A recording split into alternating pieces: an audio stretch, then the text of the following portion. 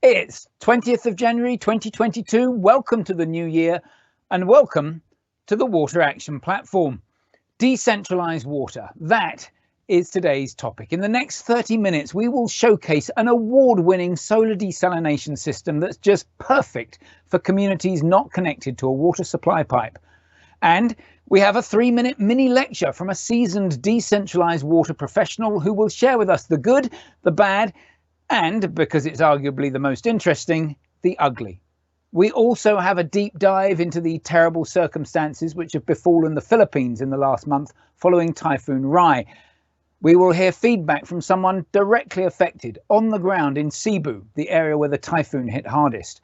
And we will speak to an NGO trying to provide water and sanitation services to those most affected.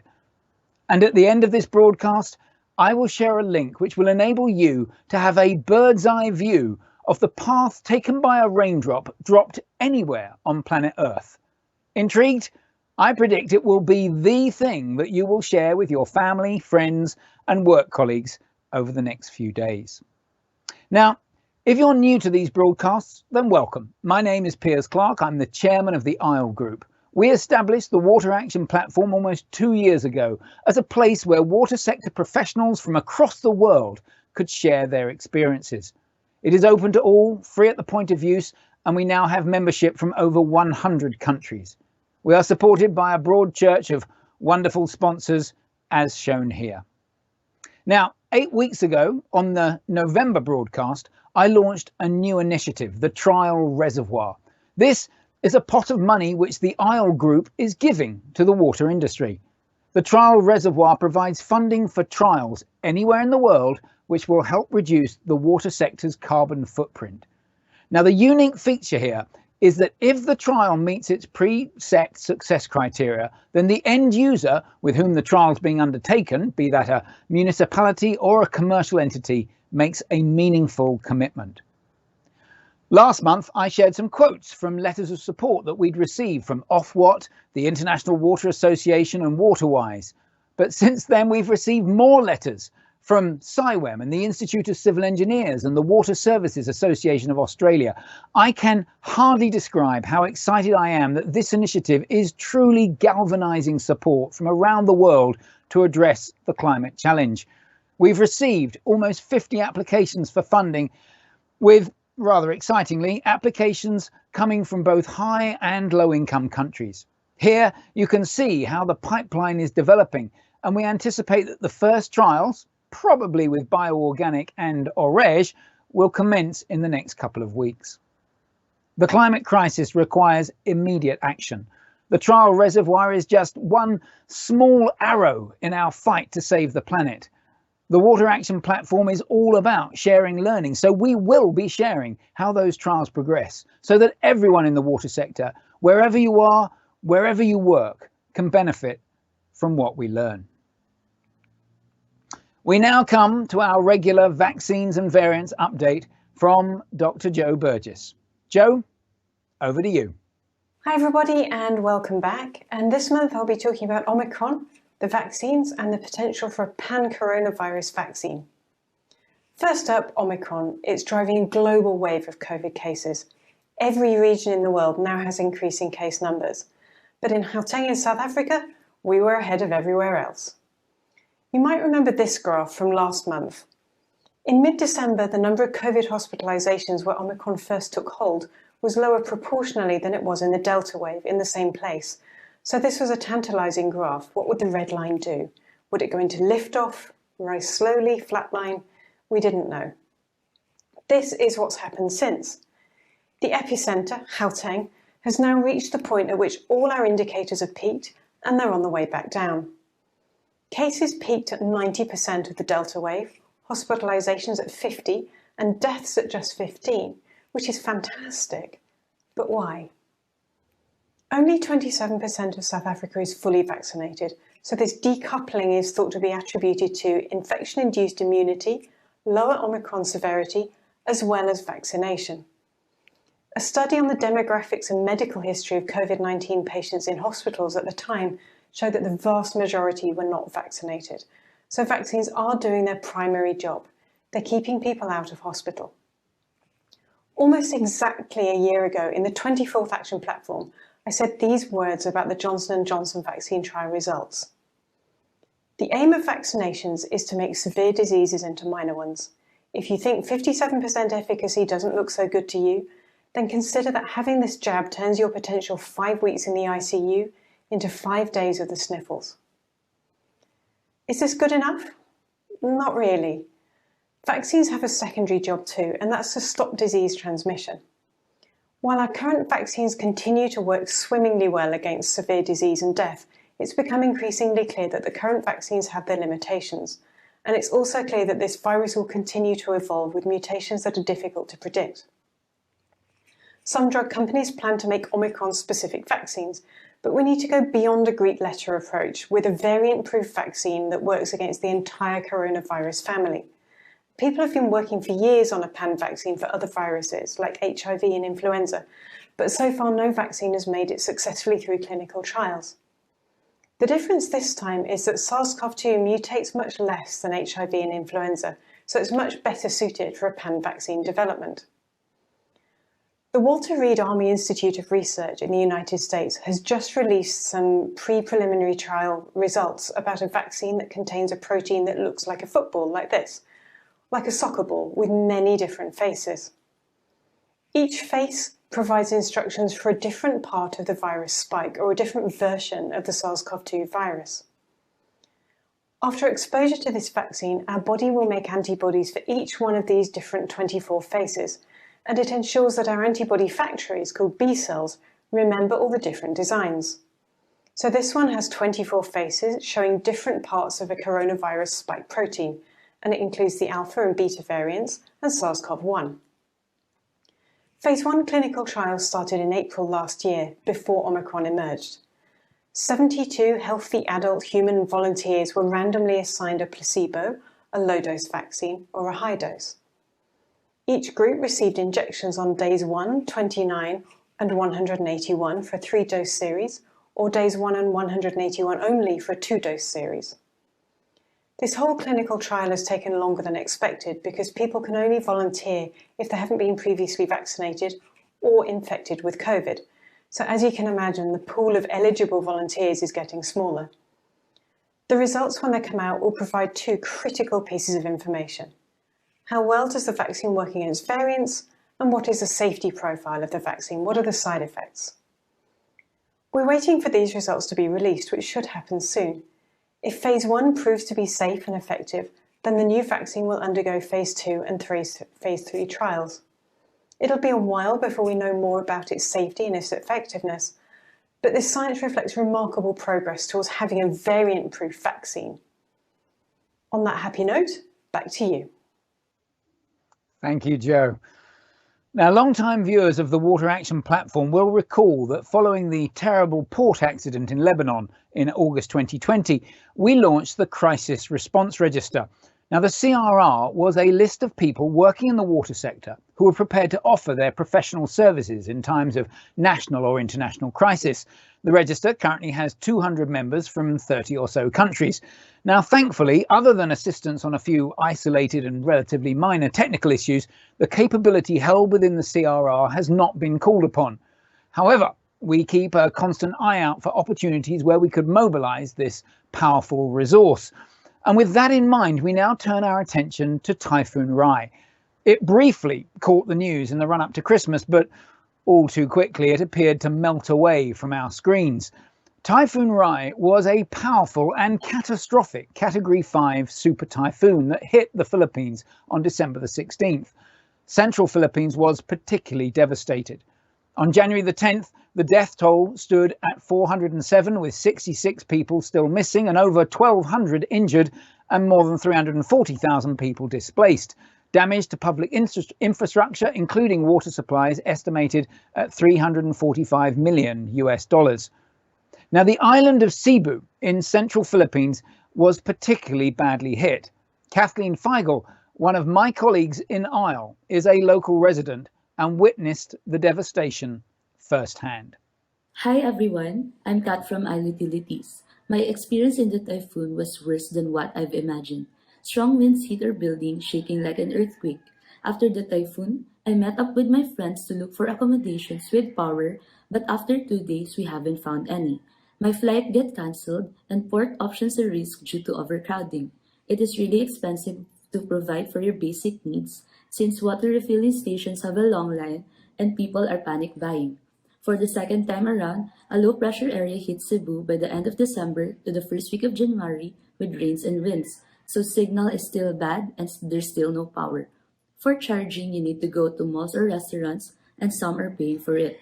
The power just recently came back since fire incidents also occurred within our barangay and electric cables were really damaged. Lesson learned is for me and everyone to always have an emergency bag and food and water stock in your home. Lastly, potable water is really a necessity, and not everyone has the capacity to have it. So, what can we at the Water Action Platform do? Well, Water and Life Philippines is a local arm of an international NGO, OEDV. They operate decentralized water systems in 4 areas in the Philippines, including Cebu. They serve last-mile communities, typically the urban and peri-urban poor. Earlier this week, my colleague and sometime presenter on the Water Action Platform, Yang Villa, spoke to Alexia Michels, the outgoing Country Director of Water and Life Philippines. We have a total number of 30,000 beneficiaries of our programs in the province of Cebu, located in Mandaue, Cebu City and Talisay City, and among which we have 3,000 families connected to our water network. During the first week after the typhoon, there was no water supply at all in our areas. But since then, the supply resumed progressively, and to date, it is still very intermittent and with a very low pressure. So our own water network was damaged in some areas, and we are already working on the repairs, and it should be fully operational soon. But as you may know, in normal times, we connect our water network to the main water utility, to the municipal water utility. And we are just implementing the additional infrastructure that is needed to reach the last mile, because we are serving communities living in urban poor areas, and these areas are usually located in the far ends of the network lines. So we are implementing this additional network connected to the main water utility. And so this system makes us really highly dependent on the water supply from the municipal water utility. And so if there is no water coming from the main water utility, it will automatically affect our capacity to serve our communities. Now we get our water supply from the main water operator. We have a bulk water meter, and we buy water from them, and then we distribute it to the communities. So for that, we benefit from the continuity of the water supply from the main water operator. We have a good quality water supply also, and we distribute it. We give access to water to the community at the same level of any other citizen, any other resident of the urban area. So these people living in urban poor areas are considered as water clients or water consumers, just in the same way as any other resident of the urban area. We would need to develop decentralized water storages, for example, or alternative water sources in order to ensure the continuity of the water supply. These alternative water sources could be, for example, bore wells connected to a water purification plant or small desalination plants, but all have to be supported by their own power generation. But in the meantime, on our own, we were really we have worked with a small water purification plant that is connected to a bore well, and so that enabled us to get some drinking water supply that we could distribute in the areas, waiting for the water service to resume fully. Yeah, so we have learned a lot with this experience. So we have invested, right after the typhoon, we have invested in emergency equipment to be more reactive and to respond to the immediate needs after such a calamity. So we have equipped all our offices with power generators, and we have bought water tanks that can be transported with small trucks in order to be able to supply drinking water to the communities that don't have water, running water. So that was one immediate action or reaction that can also be applied to our operations in Bangladesh to be ready. We have also identified some partners to work with in order to supply water when the municipal water service is not operational. So, as I was saying, such as purification plants, who have their own bore wells, and we can also help them. We can also partner with them if they don't have any power generator. We can also partner with them to collaborate on helping them to be fully functional. And also we are also working on including this return on experience in our operational manual, because we have an operation manual, and we will add a specific chapter so that this experience can be shared and can be also helpful for our operations in other countries. As you were mentioning, Bangladesh is also a flood-prone country, so we will experience the same situation at some point, unfortunately, but we need to be ready. So we need to train our staff to be fully operational and to react very quickly after this kind of calamity, and so that's why we are including this in our operational manual. So our objective is to ensure the continuity of the water supply as quickly as possible after the natural disaster. Thanks, Alexia. Thanks, Yang. It's only watching that back now I realize that we've edited it so that you never hear Yang speak, which is quite amusing. If you want to know how you can get involved, please let me know. We now move on to our technology showcase section, and in keeping with that link to Typhoon Rai, this week we have a decentralized water solution from Elemental Water Makers. Now, after having witnessed the effects of water scarcity on life in rural communities in Madagascar, water treatment engineer Sid Vollebergt co-founded Elemental Water Makers in 2012. Their award-winning solar desalination solution uses 70% less energy than typical RO systems due to the energy recovery system that they've developed. They are currently operational in over 20 countries. Here is Sid, who really does look rather rock star in this photo, which we lifted from his LinkedIn page, sharing some more about what they do. We've been providing solar desalination solutions globally for almost 10 years now. So we focus on turning seawater into clean water using only the sun. And basically for decentralized applications, the biggest barrier there was that it requires a lot of energy, fossil energy, and it's difficult to maintain on a small scale. What we developed to overcome this problem is really to use energy recovery for small-scale applications below 500 cubic meters per day. So we reuse the saltier water flow, the brine flow, and that lets us use the reverse osmosis process with less than 70% of its original required energy. So instead of 10 kilowatt-hour cubic meter, we can turn seawater into drinking water using only 2.7 kilowatt-hour per cubic meter. And that makes a step to solar much more advantage, because also you need 70% less solar panels, inverters, smaller batteries.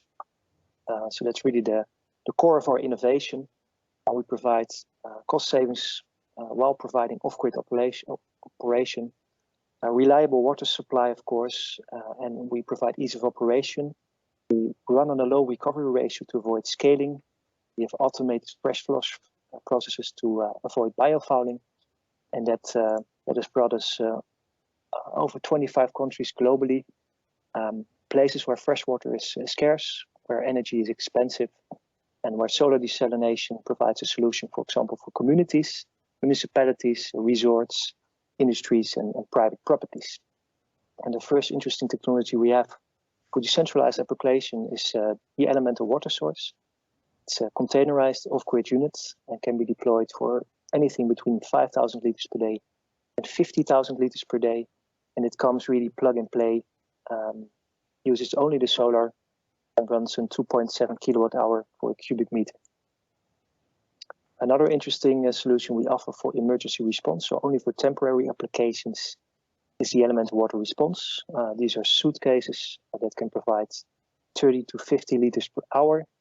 One suitcase for the solar power and one suitcase for the the water treatment, and combining them in a humanitarian crisis. Instead of having to ship out water, you can provide resilience in the spot. So this is a short introduction to our technology. If you see any opportunities to work together, feel free to reach out using our website, using the email as here, and I hope that you will join us in solving freshwater scarcity using only the sea, sun, earth, and wind. Thank you. Thanks, Sid. Now, elemental water makers aim to serve the 72% of people who currently lack access to water in decentralized locations. That figure of 72% is as staggering as it is embarrassing. Solar desalination clearly has a key role in enabling a resilient and future-proof water supply. Elemental, as Sid said, are looking for partners, especially to serve the decentralized communities around Oceania. So if you want to be a partner, feel free to reach out. Our sector expert this week is Jim Chu, founder and chief executive of Untapped Global. Now, Jim is an investor and a philanthropist dedicated to pioneering new ways to apply innovative technology and finance in frontier markets worldwide. Jim has worked in the US, Europe, the Caribbean, and across Africa, and was previously the founder of Haiti, an access to water social enterprise in Haiti. Now, I've had the pleasure of knowing Jim for many years, and he is one of the most committed, thoughtful, and entrepreneurial people that I've ever met. I asked him to give us a 3-minute lecture on his experiences, good and bad, around decentralized water supply. Well, I think I should start off a little bit with some background on how I got started with decentralized water and infrastructure, because I'm not actually from the water sector at all. I spent a couple of decades in the US tech sector. And in 2010, when there was an earthquake in Haiti, I decided to go as a volunteer because certainly back then, my thinking was if I want to have an impact in the world, the best way to do it is to be a volunteer. Well, I traveled to Haiti and, long story short, got involved with water. And what I concluded and discovered was that the aid system was very broken. So much of what was being done wasn't actually solving the problem, but rather acted as a Band-Aid to the problem. And one of the other things I noticed was that the incentives were very misaligned in the sense that international organizations were there to serve donors. And whether that actually solved the problem or served beneficiaries was always a second question. And so, coming from a business background, I decided to approach the problem very differently. I decided to take an investor-led approach that focused on the beneficiary, and I don't even use that word, in fact, I call them the customer, or subscribers, if you will, and focus on what they needed and how to bring value to them as a business. And so we launched a business that became a decentralized water infrastructure business, where we rolled out community-scale water treatment systems in underserved areas of Haiti. And we really targeted the fast-growing peri-urban areas of the major cities where the government hadn't gotten to providing infrastructure there, but the populations were growing very rapidly. The model was very successful in the sense that the unit economics worked and so on, but one of the biggest challenges that I had, and was a very long 10-year learning curve for me, was the fundraising aspect, the financing aspect of it. And I realized that the sources of capital available to me, whether that be from development finance institutions or venture capitalists or commercial banks, none of them really fit what we needed, which was flexible capital to be able to deploy a capital-intensive business. And I tried all sorts of different approaches to fundraising, from donations to DFI loans to equity investments for venture capitalists and private equity firms, and really discovered that none of them really fit. And so I think that's one of the biggest challenges that I faced as an entrepreneur running a decentralized water business. That number one, the types of capital and financing structures available. First of all, there's an asymmetry in size. The larger institutions want to do $20, $30 million deals, where a lot of the more innovative projects don't require that. And in fact, if they had that, would face many other challenges. And so there's this asymmetry in scale that is very problematic in the decentralized water sector. The second challenge is because decentralized water and private sector-led decentralized water in particular is so outside of the mainstream and outside of the top-down funding sources that it's hard to actually get onto the master planning of public utilities and the water authorities in countries like Haiti. Because ultimately, their agenda is driven by the funding sources that they appeal to. And if the World Bank and other institutions, or in particular in Haiti, the IDB and the Spanish cooperation, if they don't understand how decentralized water infrastructure works, they're not going to fund it. So there's this disconnect between funding sources and the actual needs of the countries and the markets that we're working in. I'll give you one small anecdote dealing with a official aid agency that we worked with. Happens to be one from my country, but I spoke to them about financing decentralized water, and their response was, well, according to government legislation, we cannot fund that because what counts as improved water is only piped water. And I listened to that and I said, wow, that disconnect between what is thought of as the correct approach in the capitals of the world, whether that's Washington, D.C. or Paris or London or anywhere else, and what is actually needed on the ground, there was a very significant disconnect between the two thoughts, or the very significant disconnect between the two sides. That closing anecdote highlights one of the key challenges faced by anyone trying to establish a decentralized water or wastewater system. We need those people who have the strategic oversight and the decision-making power over funding to have a better awareness of how decentralized systems can assist around the world. Jim, thank you for those valuable insights. Now, as a little aside, when I got Jim on that call, I said, I'd like you to do a 3-minute mini lecture. Is that okay? He said yes, and I instantly pressed record. That section was delivered in one take with no rehearsal and no prep time. Absolutely incredible. Now, and finally, I promised it at the start of this broadcast. Well, here is a link to the River Runner website. It is a fascinating website, which I suspect anyone and everyone in the water sector is going to want to have a little play with. It lets you choose a spot anywhere in the world to drop a raindrop and take a bird's eye view of its path through the local watershed, down streams and rivers to the ocean.